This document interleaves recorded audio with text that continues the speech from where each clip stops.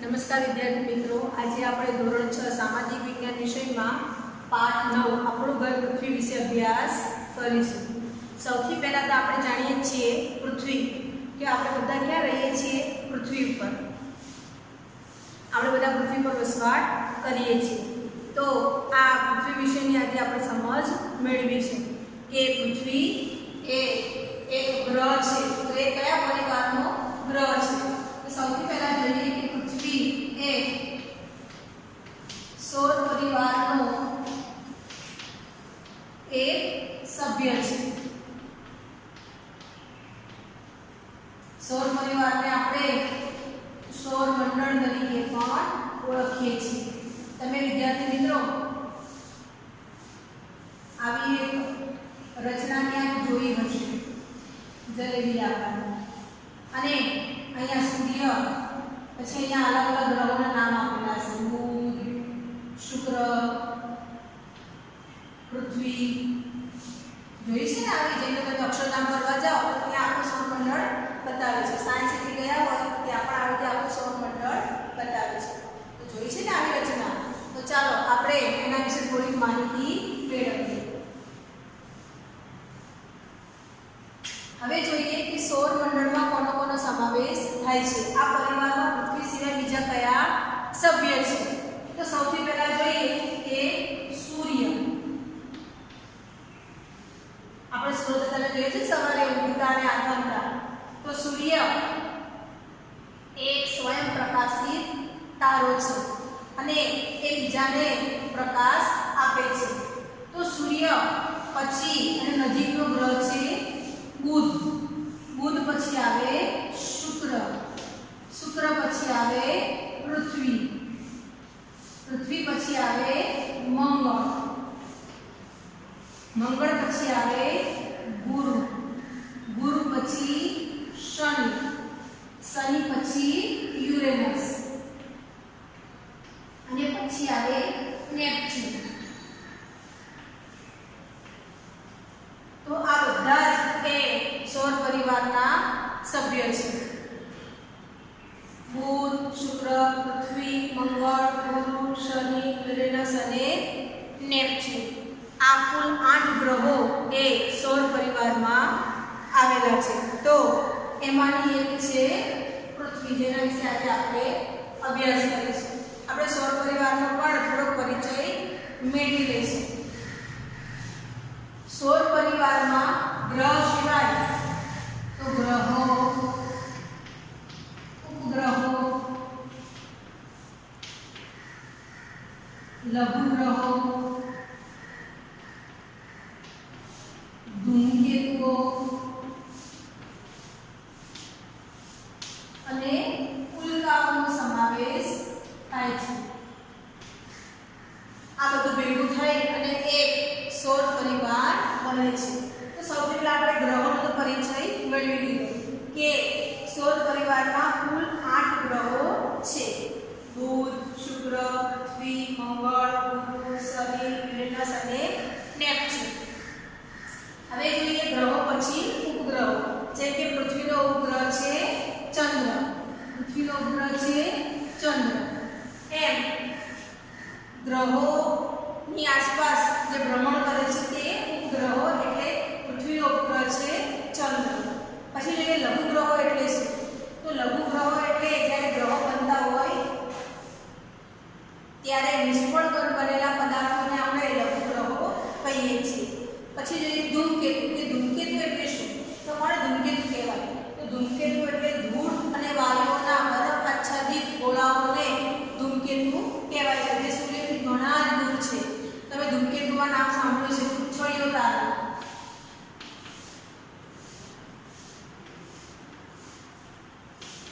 અને આપણે પૂંછડીયા તારા તરીકે પણ ઓળખીએ છીએ। અને ઉલ્કાઓ તો અવકાશમાં તરતા કે ફરતા નાના નાના પથ્થરના ટુકડાઓને આપણે ઉલ્કાઓ કહીએ છીએ। તમે ખડતો તારો જોયો છે ને?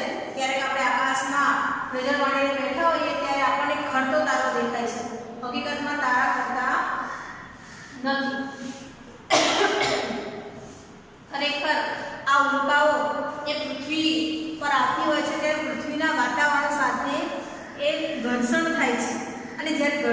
છે ત્યારે સળગી ઉઠે છે અને એટલે આપણને એક લીટી દેખાય છે ચળકતી કે ચમકતી, અને જેને આપણે એવું માનીએ છીએ કે તારો ખરે, તો હકીકતમાં તારો ખરતો નથી, એ શું છે?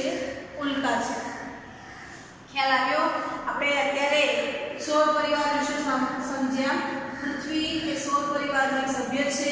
આ સિવાય પણ સૌર પરિવારમાં ગ્રહો, ઉપગ્રહો, લઘુગ્રહો, ધૂમકેતુ અને ઉલ્કાઓનો સમાવેશ થાય છે. પૃથ્વી સિવાય પણ સૌર પરિવારમાં બીજા 7 ગ્રહો છે. આમ કુલ સૌર પરિવારમાં 8 ગ્રહો આવેલા છે, જે ક્રમમાં આપણે લખ્યા છે: બુધ, શુક્ર, પૃથ્વી, મંગળ, ગુરુ, શનિ, યુરેનસ, નેપચ્યુન. હવે આપણે અહીંયા લખેલું છે એટલે થોડીક એની માહિતી મેળવી લઈએ કે બુધ, શુક્ર, પૃથ્વી અને મંગળ આ બધા કેવા ગ્રહો છે? તો આ બધા આંતરિક ગ્રહો છે. કેવા? આંતરિક ગ્રહો. અને ગુરુ, શનિ, યુરેનસ, નેપચ્યુન આ બધા કેવા ગ્રહો છે? બાહ્ય ગ્રહો છે. કેવા? બાહ્ય ગ્રહો. આંતરિક ગ્રહો અને આ બાહ્ય ગ્રહો. હવે આપણે જોઈએ સૂર્ય વિશે. સૌથી પહેલા કોનો પરિચય મેળવીશું? સૂર્યનો. આપણો સૂર્ય એ મંદાકિની તારામંડળનો એક સ્વયં પ્રકાશિત તારો છે. એટલે એનો સ્વયં એટલે એનો પોતાનો પ્રકાશ છે. આ તારાની આસપાસ નાના મોટા સભ્યો એક ગોળા રૂપે ફરે છે. આપણે તમને આકૃતિ હમણાં બતાવી દઈએ કે આ સૂર્ય અને એની આસપાસ આ બધા ગ્રહો એ ગોળા સ્વરૂપે ફરે છે. આ તમામને આપણે ગ્રહો તરીકે ઓળખીએ છીએ.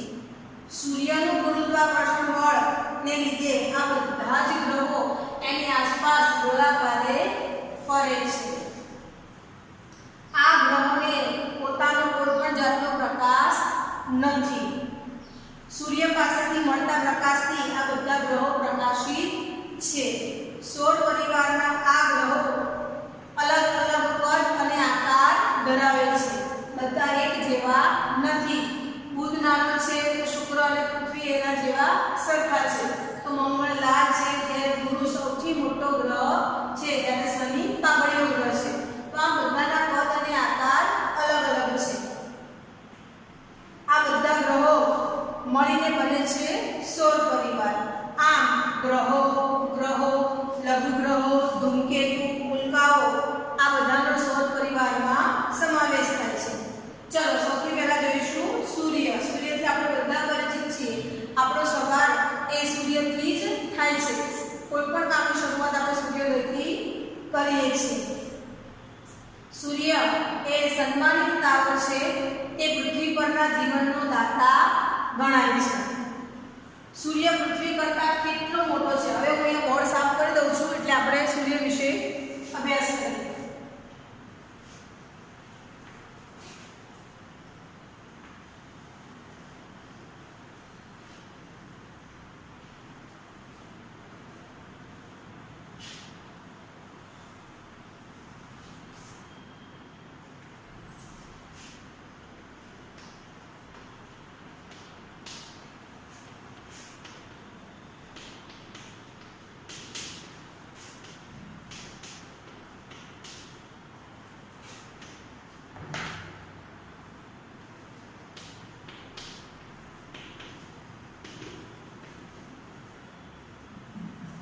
સૌથી પહેલા જોઈએ તો સૂર્ય એક સન્માનિત તારો છે.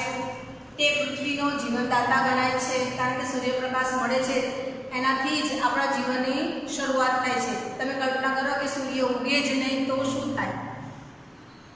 અંધારપટ જ રહે ને. એવું જીવન તો આપણે જીવી શકીએ નહીં. સૂર્ય ઉગે, પ્રકાશ મળે, ગરમી પડે, વરસાદ પડે, ઋતુઓ બદલાય, આ બધું થાય છે ત્યારે જ જીવન જીવવાનો આનંદ મળે છે. તો સૂર્ય વિશે સમજ મેળવીએ. સૂર્ય પૃથ્વી કરતાં કેટલો મોટો છે? 13 લાખ ગણો મોટો છે. 13 લાખ ગણો મોટો છે. તેની ફરતે જો એક ચક્કર લગાવવો હોય ને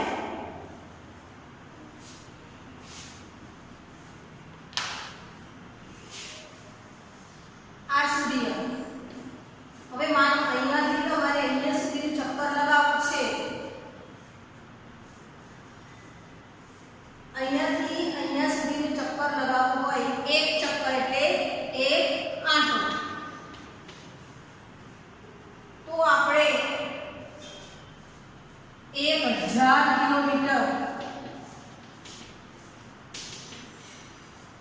1000 કિલોમીટરની ઝડપે વિમાન ચાલતું હોય અને એ જો વિમાનમાં બેસીએ અને મુસાફરી કરીએ તો આપણને કેટલો સમય લાગે? વિચાર, 107 વર્ષ. કેટલો સમય લાગે? 107 વર્ષ. એક વર્ષમાં 365 દિવસ છે તો ગણતરી કરી લેજો વિદ્યાર્થી મિત્રો. 100 વર્ષ, તેના પર બીજા 7 વર્ષ. આટલો બધો સમય આપણને સૂર્યની પ્રદક્ષિણા કરતા લાગશે. અને એ પણ એવું વિમાન છે જે 1000 કિલોમીટરની ઝડપે ઉડે છે. એટલી ઝડપ ધરાવતું વિમાનમાં જો આપણે મુસાફરી કરીએ તો પણ આપણે 107 વર્ષે સૂર્યની એક ચક્કર પૂર્ણ કરી શકીએ. તો આપણને દૂરથી દેખાતા નાના એવા સૂરજ દાદા ખ્યાલ આવે ને, એટલો વિશાળ છે. અને જે પૃથ્વી પર આટલા બધા માણસો વસવાટ કરે છે, ભારત દેશ એવા તો અનેક દેશો છે, એશિયા ખંડ એવા તો બીજા 7 ખંડો, 4 મહાસાગરો આવેલા છે. એવી વિશાળ પૃથ્વી કરતાં પણ આ સૂર્ય કેટલો મોટો છે? 13 લાખ ગણો મોટો છે. સૂર્યનું ગુરુત્વાકર્ષણ બળ એ પૃથ્વી કરતાં 28 ગણું વધારે છે. એટલે માનો કે તમારો 10 કિલો વજન પૃથ્વી ઉપર છે અને તમે સૂર્ય ઉપર પહોંચી જાઓ તો તમારું વજન કેટલું થઈ જશે? 280 કિલો. 10 ગ્રામનો વ્યક્તિ પૃથ્વી પર સૂર્યની જોડે જશે તેનું વજન કેટલું થઈ જશે? 280 કિલોગ્રામ. કારણ કે એ પૃથ્વી પર તેનું ગુરુત્વાકર્ષણ બળ 28 કિલોગ્રામ વધારે છે. આ ગુરુત્વાકર્ષણ શક્તિને લીધે જ આ બધા ગ્રહો ચોક્કસ માર્ગમાં સૂર્યની પ્રદક્ષિણા કરે છે, એની ફરતે આંટા મારે છે. આ પૃથ્વી આપણે જોયું ને કે અહીંયા બુધ, શુક્ર અને અહીંયા આવશે પૃથ્વી.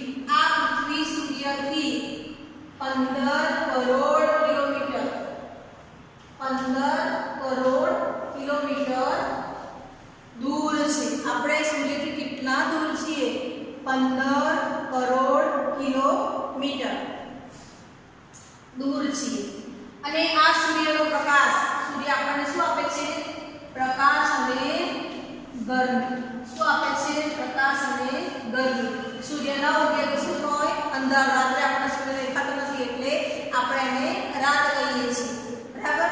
તો સૂર્ય આપણને પ્રકાશ અને ગરમી આપે છે. આ સૂર્યનો પ્રકાશ પૃથ્વી સુધી પહોંચે તો એને 8 મિનિટ અને 15 સેકન્ડનો સમય લાગે છે. જ્યાં આપણે કહીશું કે 8.25 મિનિટ જેટલો સમય લાગે છે. સૂર્યની સપાટી હંમેશા અસ્થિર રહે છે, તે સ્થિર રહેતી નથી.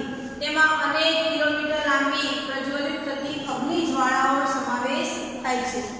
સૂર્યનું મુખ્ય આવરણ, એમ જે આવરણ છે શેનું બનેલું છે? હાઇડ્રોજન અને હિલિયમ. શેનું બનેલું છે? હાઇડ્રોજન અને હિલિયમ જેવા વાયુઓનું બનેલું છે. અને એને જ કારણે આપણને પ્રકાશ અને ગરમી મળે છે. તેમાં હાઇડ્રોજન અને હિલિયમ વાયુની પ્રક્રિયાથી પ્રકાશ અને ગરમી ઉત્પન્ન થાય છે. અને આ પ્રકાશ અને ગરમીને આપણે શું કહીએ છીએ? ઊર્જા, એનર્જી. જેથી સૂર્ય સપાટીથી ખૂબ જ ગરમ છે. સૂર્યની ઊર્જાથી પૃથ્વી પર જીવસૃષ્ટિ વિકાસ પામે છે. તેથી સૂર્યને સજીવોના પાલક તરીકે પણ ઓળખવામાં આવે છે. હવે આપણે ગ્રહોનો ટૂંકમાં પરિચય મેળવીએ.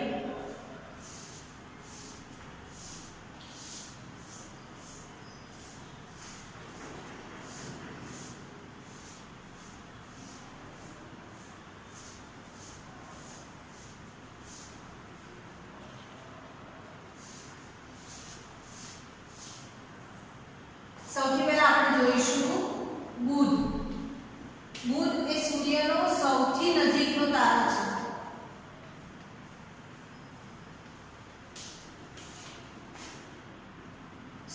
સૌથી નજીકનો ગ્રહ છે.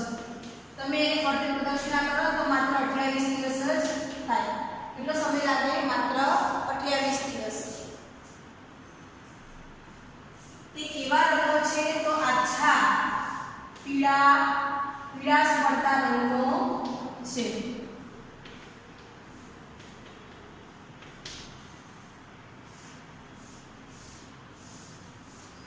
બુધને વાતાવરણ નથી,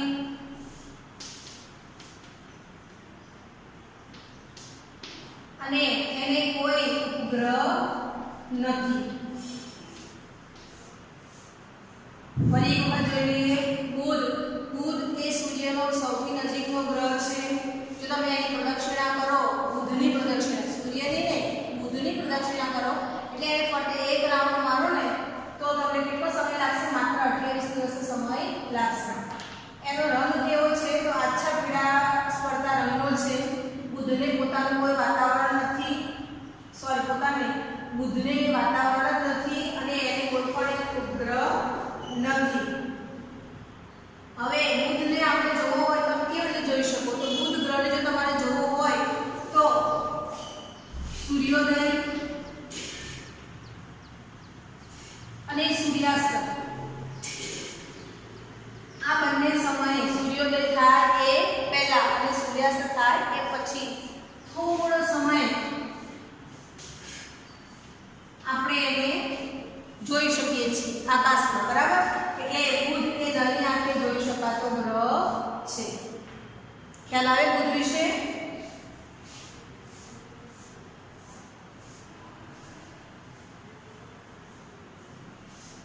હવે જોઈએ શુક્ર. બીજો ગ્રહ કયો છે? શુક્ર. હવે વિદ્યાર્થી મિત્રો, તમારા પુસ્તકમાં જો તમને આપેલી છે આકૃતિ દેખાય છે ને? હવે શુક્ર અને પૃથ્વી બંને તમને કેવા દેખાય છે? એક જેવા, કદમાં એક જેવા છે. બરાબર? શુક્ર અને પૃથ્વી બંને કદમાં કેવા છે? એક જેવા. એટલે આ બંને એકબીજાના જોડિયા ટ્વિન્સ, બે એક જેવા હોય એક સાથે જન્મેલા હતા આપણે શું કહીએ છીએ? ટ્વિન્સ. એટલે આ બંને જોડિયા ભાઈ હોય ને એવા લાગે છે. સૂર્ય એ સૌર પરિવારનો ચમકતો ગ્રહ છે. કેવો? ચમકતો. તે કદ અને આકારમાં કોના જેવો છે? પૃથ્વી જેવો. તે કદ અને આકારમાં પૃથ્વી જેવો છે. તે ચમકતો હોય ત્યારે કોના જેવો લાગે છે? ચંદ્ર જેવો. ચળકતો હોય ત્યારે કોના જેવો લાગે છે? ચંદ્ર જેવો. એને પણ એક પણ ઉપગ્રહ નથી. શુક્રને પણ કોઈ ઉપગ્રહ નથી. એની આસપાસ વાયુઓનું ઘટ્ટ આવરણ છે. વાયુઓ અને વાદળો.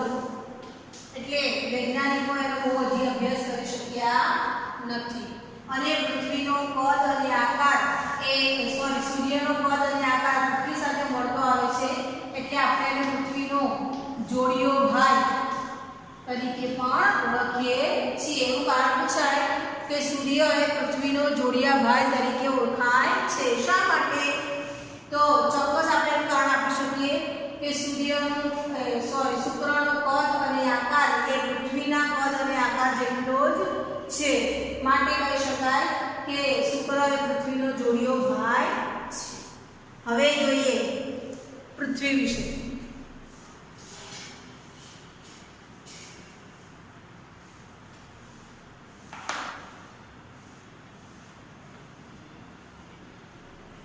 હવે પૃથ્વી, હજી તો આપણે પૃથ્વી વિશે ઘણું બધું ભણવાનું છે. અહીંયા આપણે માત્ર એની થોડીક સમજ મેળવીશું. માનો કે આ પૃથ્વીનો ગોળો જોયો છે વિદ્યાર્થી મિત્રો? આ રીતના હોય છે.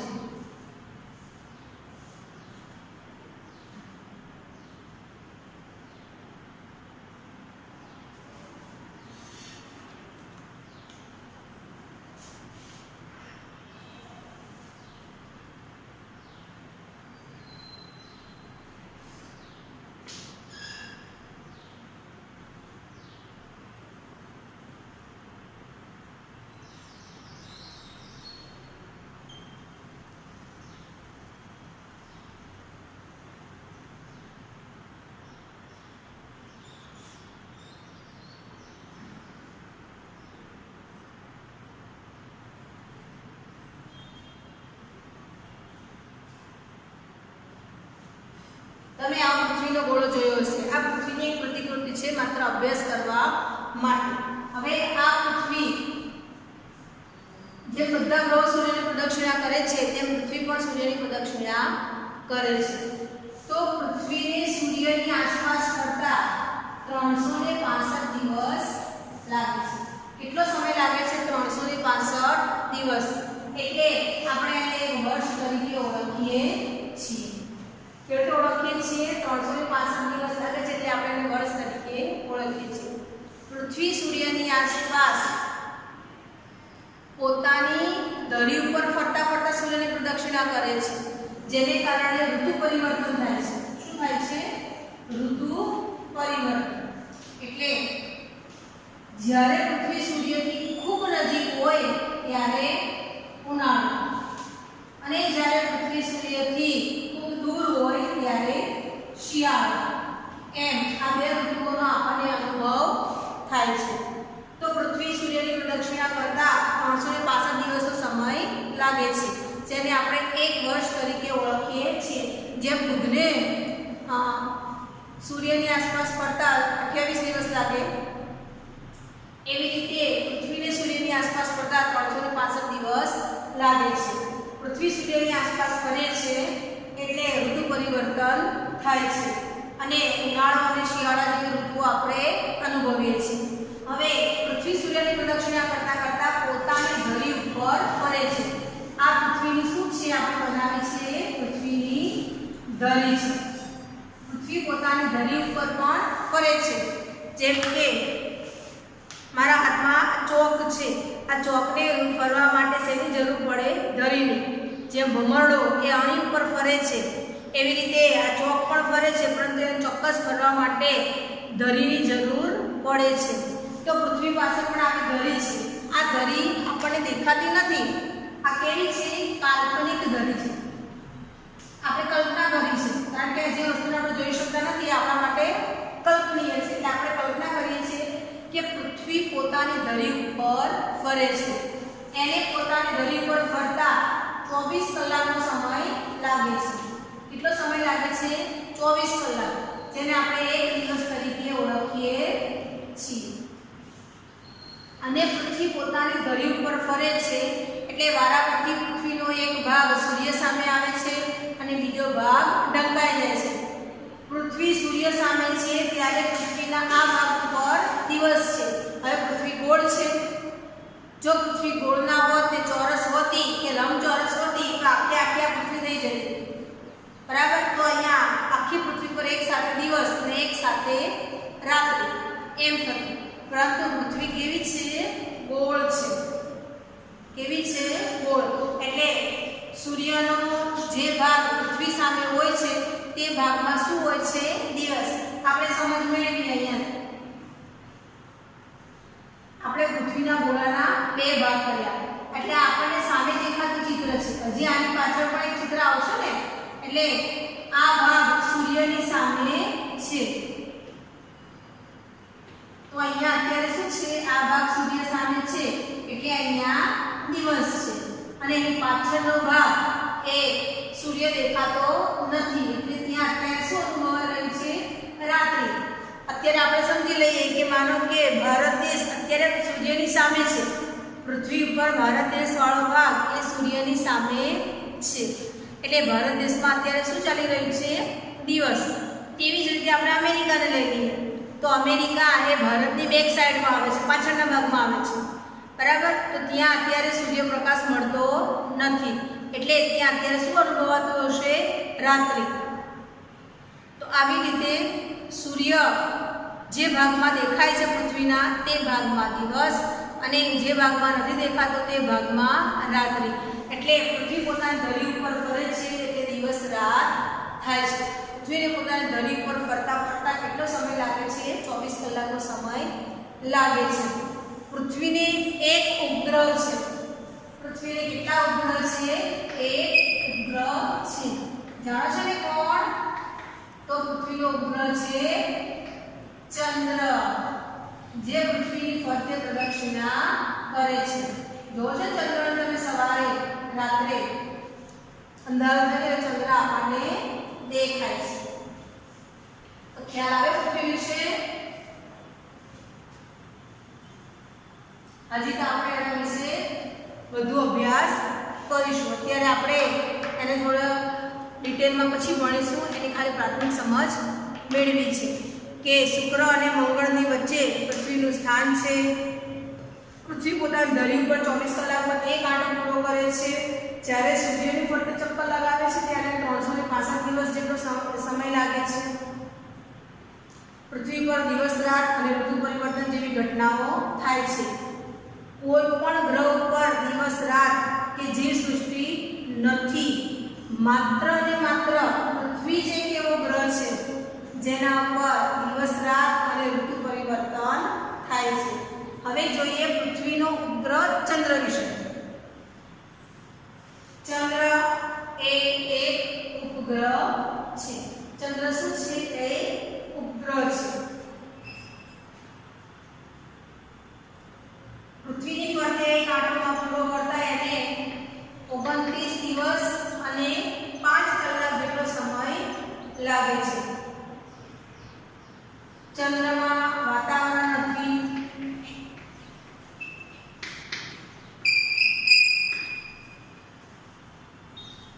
ચંદ્ર ઉપર પાણી અને વાતાવરણ ન હોવાથી ત્યાં જીવન શક્ય નથી. ચંદ્ર એ પરપ્રકાશિત છે.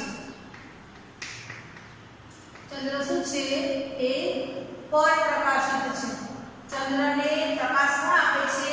સૂર્ય આપે છે. એ સૂર્યના પ્રકાશથી પ્રકાશિત છે. બરાબર? ચંદ્ર એ પૃથ્વીનો ઉપગ્રહ છે. ચંદ્રને પોતાની ધરી પર ફરતા 29 દિવસ અને 5 કલાકનો સમય લાગે છે. ચંદ્ર ઉપર કોઈ પણ જાતનું વાતાવરણ નથી. ચંદ્ર ઉપર પાણી અને વાતાવરણ ન હોવાથી જીવ સૃષ્ટિ ત્યાં વિકાસ પામી શકે નથી. ચંદ્રને પોતાનો પ્રકાશ નથી. એ સૂર્ય પરથી પ્રકાશ મેળવે છે. ચંદ્રની સપાટી ઉપર ઉલ્કાપાત થાય છે. હમણાં જોયું ને આપણે ઉલ્કા એટલે અવકાશમાં રહેલા નાના નાના પથ્થરોના ટુકડાઓ. આ ટુકડાઓ આપણે ફરતા તારાની વાત કરી હતી કે આ ઉલ્કાઓ એ પૃથ્વીના વાતાવરણ સાથે જ્યારે ઘસડાય છે ત્યારે સળગી ઉઠે છે. અને ક્યારેક એવું પણ થાય કે આ ઉલ્કાઓ સીધી નીચે પડતી હોય છે. અને ક્યાં પડે છે? કે ચંદ્ર ઉપર પડે છે. અને ચંદ્ર ઉપર પડવાથી ત્યાં મોટા મોટા ખાડાઓ જોવા મળે છે. શું જોવા મળે છે? મોટા મોટા ખાડાઓ જોવા મળે છે. અને અહીંયા કેવા જ્વાળામુખી આવેલા છે? ચંદ્ર ઉપર મૃત જ્વાળામુખી આવેલા છે. હવે આ મૃત જ્વાળામુખી એના વિશે આપણે પછીના પાઠમાં અભ્યાસ કરીશું. જ્યાં આપણે જ્વાળામુખીના પ્રકાર વિશે ભણીશું ત્યાં આ જ્વાળામુખીનો પ્રકાર છે મૃત. ત્યારે એ પાઠમાં આપણે એના વિશે ચર્ચા કરીશું. હવે જોઈએ મંગળ.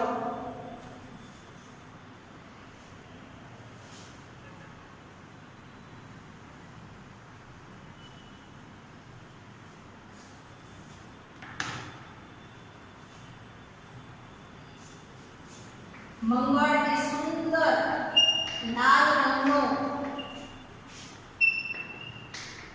ચમકતો ગ્રહ છે.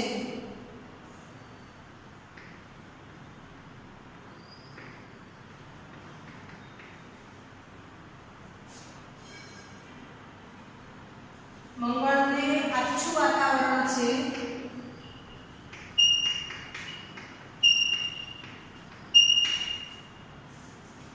મંગળ પર ઋતુઓ પ્રમાણે પૃથ્વી કરતા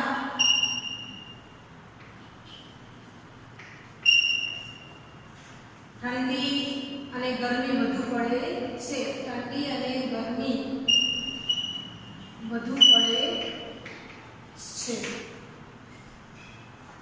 મંગળને 2 ગ્રહો છે.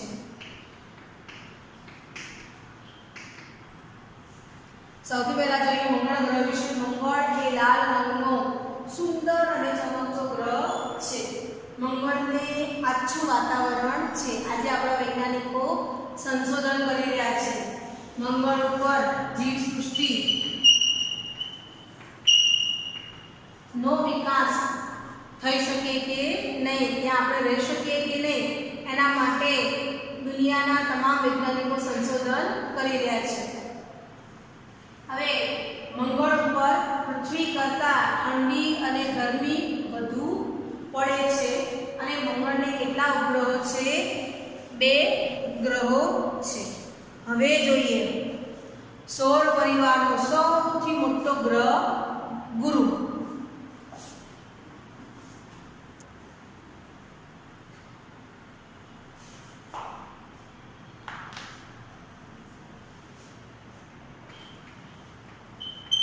ગુરુ એ સૌર પરિવારનો સૌથી મોટો ગ્રહ છે.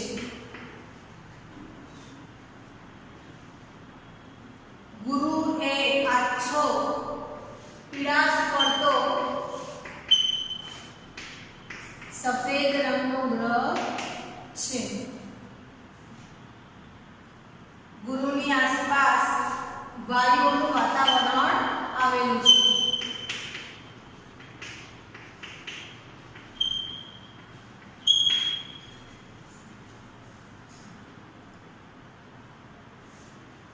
આ ગ્રહ ખૂબ જ ઠંડો છે એવું માનવામાં આવે છે. સૌર પરિવારના સૌથી મોટા ગ્રહને કેટલા ઉપગ્રહો છે?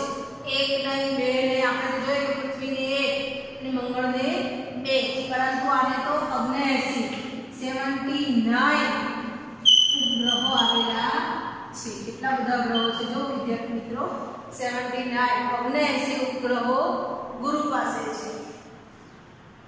એમાં પણ મતદાન ચાલી રહ્યા છે. વૈજ્ઞાનિકો પોતાની શોધ પ્રમાણે કોઈ ઓછા તો કોઈ વધારે ઉપગ્રહોની માહિતી આપી રહ્યા છે. આ મોટા ભીમકાય ગ્રહને જો તમે દૂરબીનથી જુઓ તો એ ટપકાવાળી સપાટી મનોહર લાગે છે. તમે દૂરબીનથી જોશો તો એવો દેખાશે ટપકાવાળો. જો તમે ચિત્રમાં પણ આપેલો છે, દેખાય છે ને? બધા ગ્રહોમાં સૌથી મોટો ગ્રહ કયો દેખાય છે? ગુરુ. હવે જોઈએ શનિ. જો તમે બાજુમાં મસ્ત ચિત્ર આપેલું છે શનિનું. શનિ ગ્રહ તેને ફરતે છે ને આપણે વલયો આપેલા છે અને વચ્ચે શનિ છે. આ વલયોને કારણે એને કેવો ગ્રહ કહેવાય છે? તો જે માથા પર પાઘડી પહેરી હોય ને, પાઘડીને કેવા માટા હોય છે તેવી રીતે એના ઉપર પણ આટા છે જો. એટલે આપણે શનિને પાઘડીયો ગ્રહ કહીએ છીએ. કેવો?